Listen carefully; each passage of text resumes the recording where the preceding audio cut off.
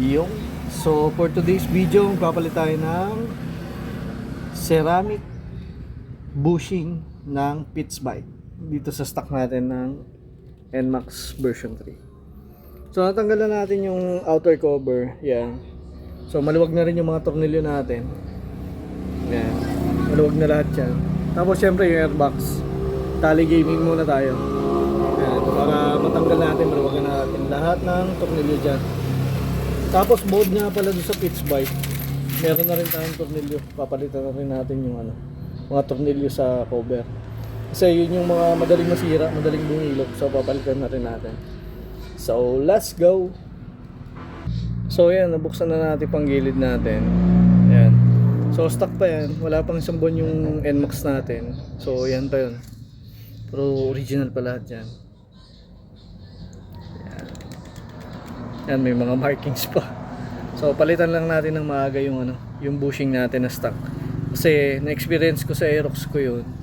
Yung stock na bushing na metal, yun, pagkatagalan kinakalawang. So mahirap na rin tanggalin. Para maiwasan natin agad. Yun, naluwagan na rin natin yung tornilyo dito. So yan, impact na natin. Yan. Tapos ito. So tanggalin na lang natin to. Tapos yan. So yan o, kapal yan. Yan. Tapos ito, tanggalin na lang natin to. So maya maya na natin pagpatuloy. Muna tayo, coffee break. Yan, tuloy na natin. So natanggalan natin yan. So yan, stock pa yan stock pa yan. So hanggang dyan na naglalaro yung natin, yung belt natin. Yan, all stock pa yan, wala pang 1 month. Layas lang natin to dito. Yan. Tapos tatanggalin na lang natin yan. Let's go, pakita ko sa inyo mamaya.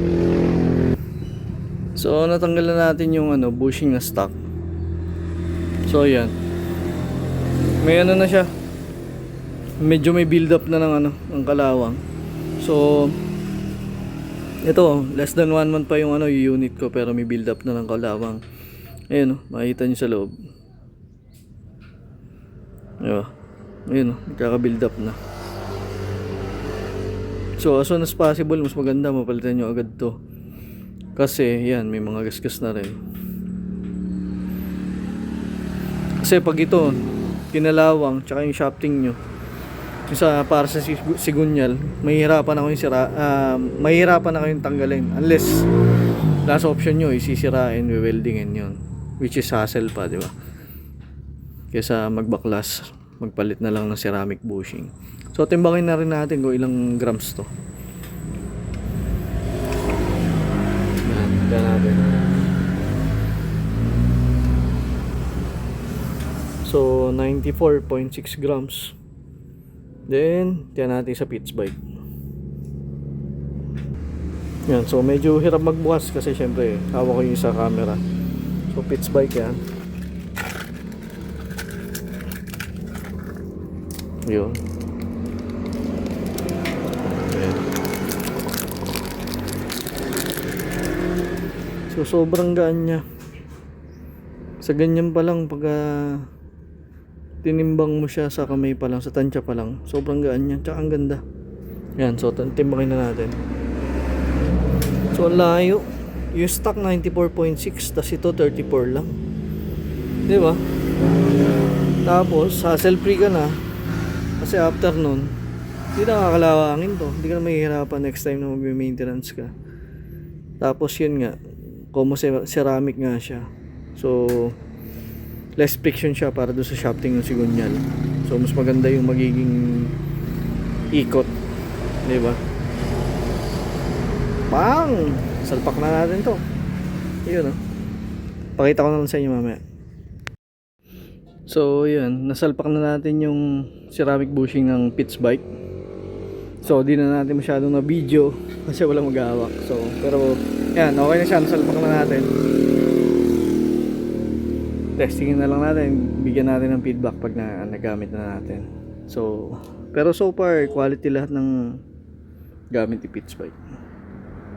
Let's go!